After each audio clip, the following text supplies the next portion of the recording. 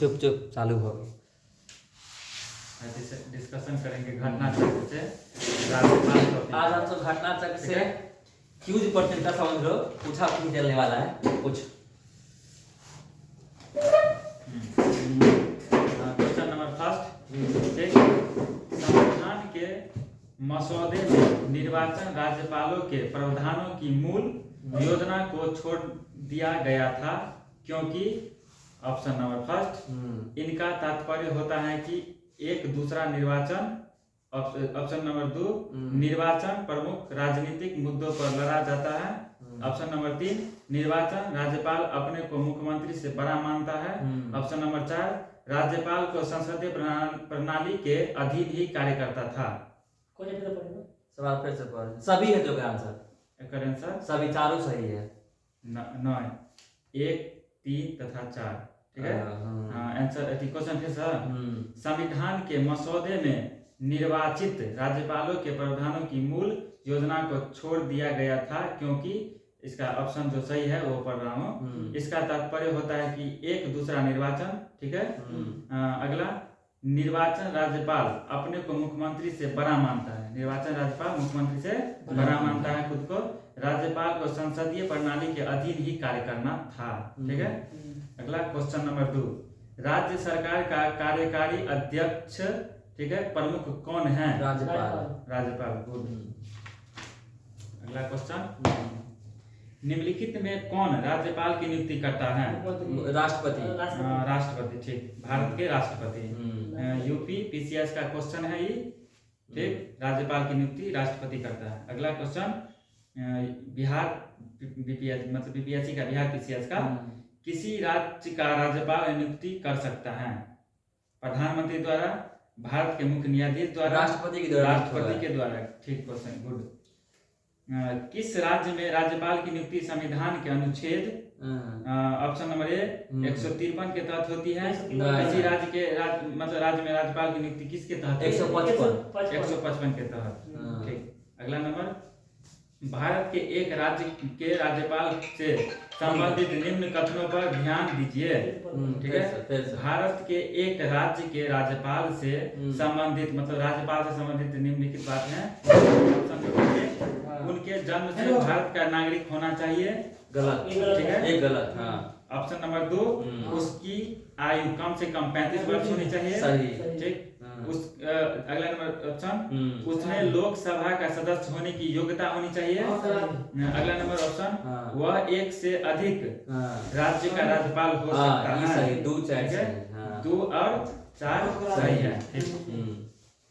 अगला number Jharkhand PCS का है, भारतीय संविधान में निम्नलिखित में से कौन सा एक अनुच्छेद भारत के राज्य के एक राज्यपाल के रूप में एक व्यक्ति की नियुक्ति के लिए योग्यता निर्धारित करता है? किस अनुच्छेद के तहत योग्यता? राष्ट्रीय योग्यता 57। हाँ, 157 में योग्यता है राष्ट्रपति। ठीक। अगला नंबर क्वेश्चन जो राजस्थान पीसीएस का है, ठीक। निम्न पर विचार कीजिए कथन वाला एवं नीचे दिए गए कूटों का प्रयोग करते हुए सही उत्तर का चयन कीजिए। ऑप्शन नंबर 1, राज्यपाल अपना पद ग्रहण करने से पूर्व शपथ लेने या प्रतिज्ञान करेगा, ठीक है। सही, पहला सही। दूसरा नंबर ऑप्शन, शपथ या प्रतिज्ञान का प्रारूप भारतीय संविधान की तीसरी अनुसूची में है। गलत है।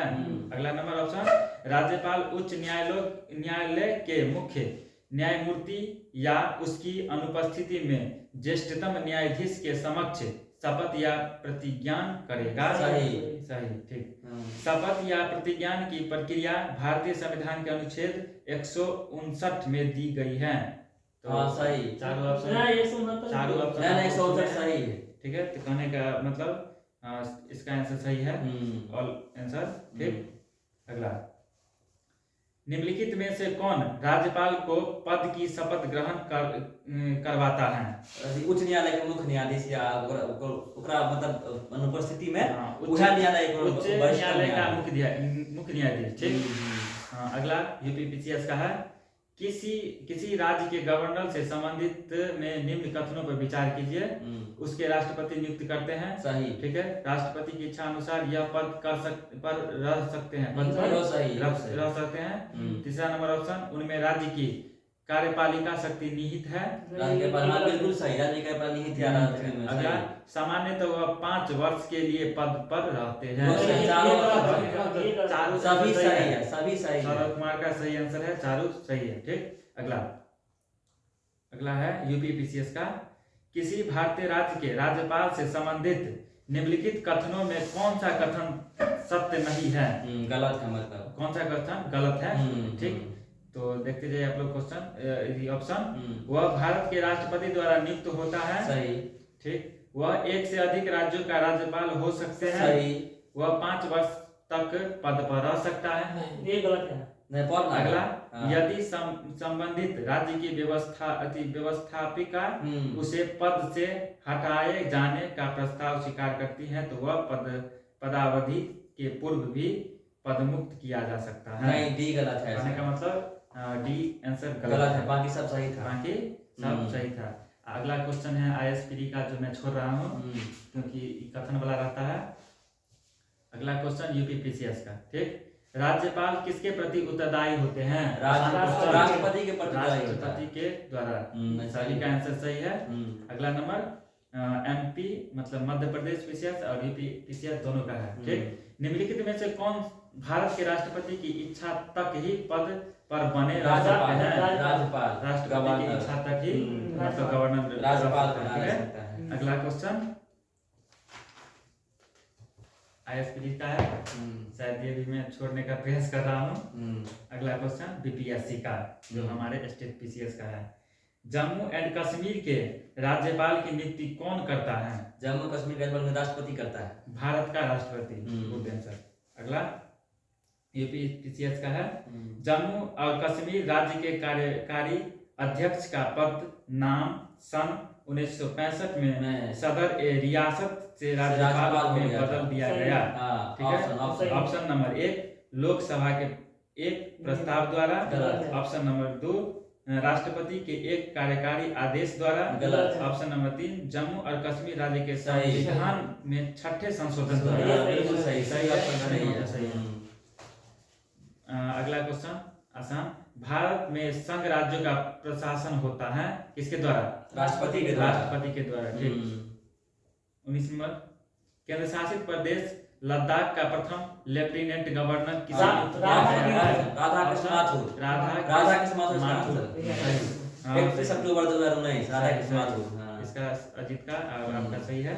अगला, राज्यपाल के वेतन और भत्ते दिए जाते हैं संचित निधि के द्वारा, जिसको इंग्लिश में बोला जाता है कंसोलिडेटेड फंड। ठीक है, अगला क्या है?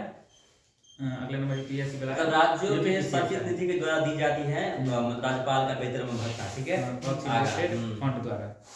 ठीक, जब एक ही व्यक्ति को 2 या अधिक राज्यों का राज्यपाल नियुक्त किया जाता है तो उस राज्यपाल को संदेह उपलब्धियां और भत्ते होंगे किस आधार पर दी जाती हैं? तो ऑप्शन है पहला नंबर, राज्यपाल की व्यक्तिगत इच्छा अनुसार, जो कि गलत है।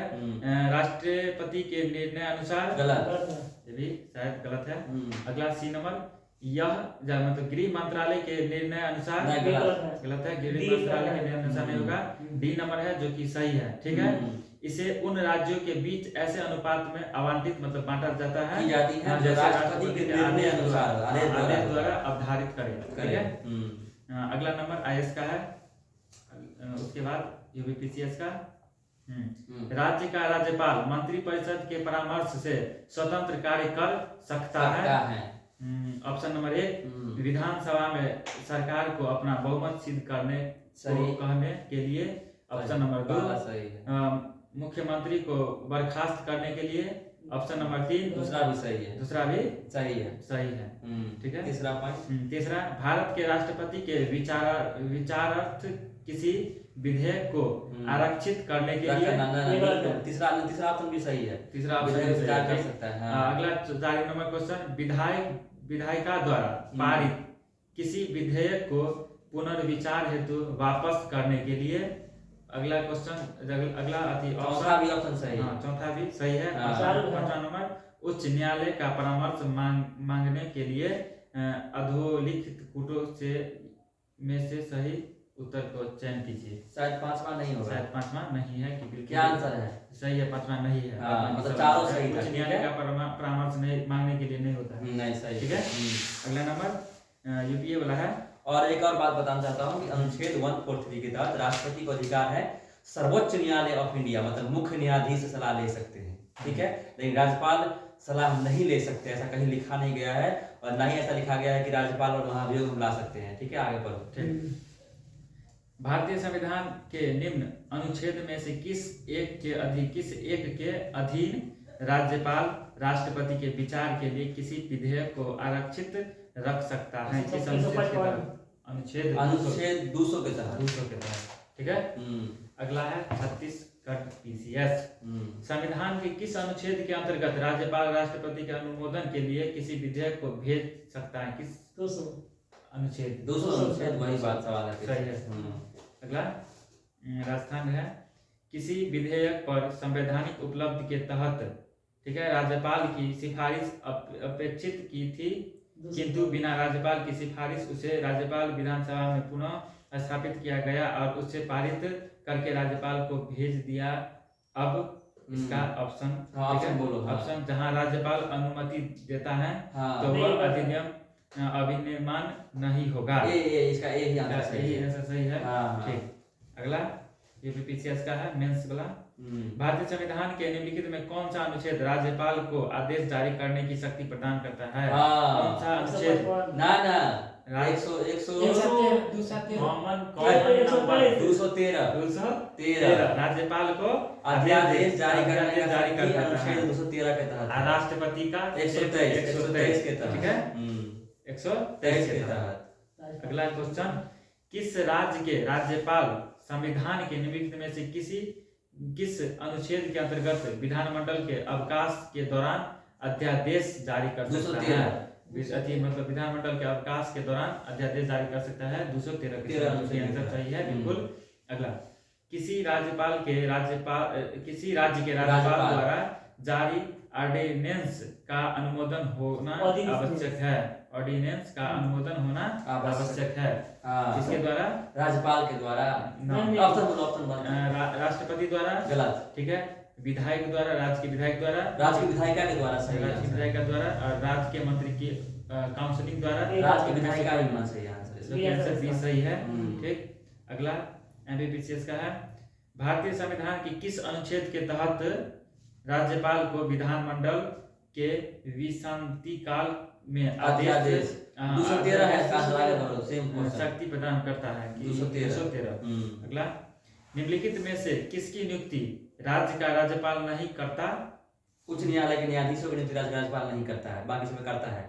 उच्च न्यायालय के न्यायाधीशों को मतलब नहीं करता है, बाकी मुख्यमंत्री को करता है। मुख्यमंत्री करता है, मुख्यमंत्री के अलावा बाकी मंत्री भी करता है, राज्य लोक सेवा को करता है, मतलब बीपीएससी को मतलब स्टाफ का नियुक्ति करता है और साथ में महाधिवक्ता को, एडवोकेट जनरल नियुक्ति। ठीक है।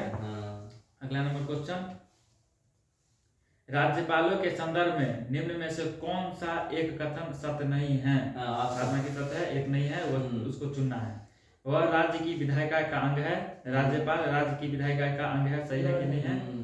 वह मृत्यु दंड को क्षमा कर सकता है। गलत, यही गलत है। यही गलत है, साधना की सब सही है। सही है, मृत्यु दंड को क्षमा करने का अधिकार सिर्फ राष्ट्रपति के पास होता है। ऐसा नहीं है, मतलब राज्यपाल के पास कोई क्षमा नहीं कर सकती है, लेकिन वो मृत्यु दंड को माफ नहीं कर सकता है, कम कर सकता है, वो आपकी सजा को कम कर सकता है।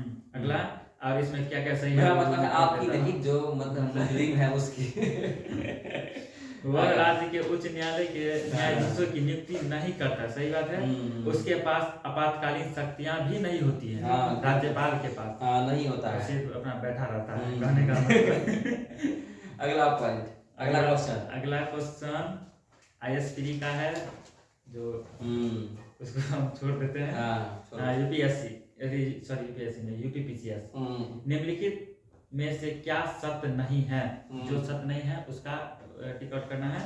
ठीक है। राष्ट्रपति या राज्यपाल को शासकीय कार्यों के लिए विधिक कार्यवाही से उन्मुक्ति है। हाँ सही है, सही है। और सही है ये वाला ऑप्शन नंबर 2। कोई न्यायालय राज्यपाल को किसी कर्तव्य पालन के लिए विवश नहीं कर सकता। ये भी सही है। एक राज्यपाल को व्यक्तिगत कार्य हेतु सिविल कार्यवाही लाने के लिए 2 मास की लिखित सूचना आवश्यक देनी होगी। सही है। अगला नंबर, मंत्रियों द्वारा राष्ट्रपति या राज्यपालों को दिए गए सलाह को जांचने के लिए न्यायालय अधिकृत है। ये शायद 100% गलत है।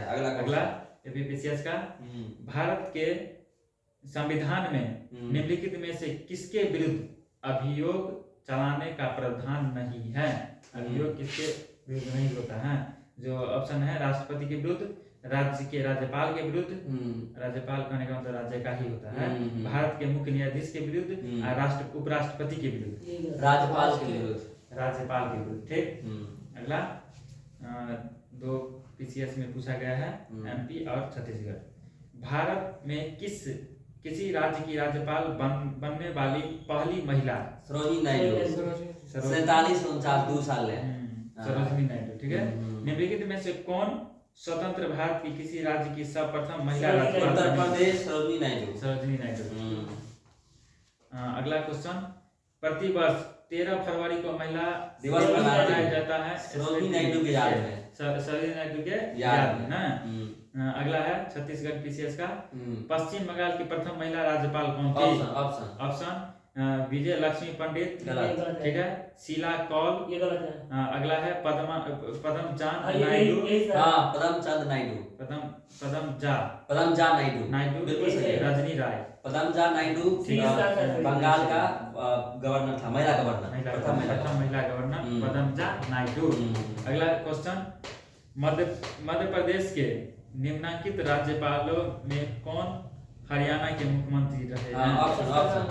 ऑप्शन राम प्रकाश गुप्ता, ठीक है, राम नरेश यादव, बलराम जाखर, डॉक्टर बलराम जाखर और डॉक्टर भगत दयाल शर्मा। हरियाणा का मुख्यमंत्री भी रहा था, 2 बार मध्य प्रदेश का गवर्नर भी रहा था। ठीक है। अगला क्वेश्चन और लास्ट क्वेश्चन, 42वां और अंतिम क्वेश्चन है।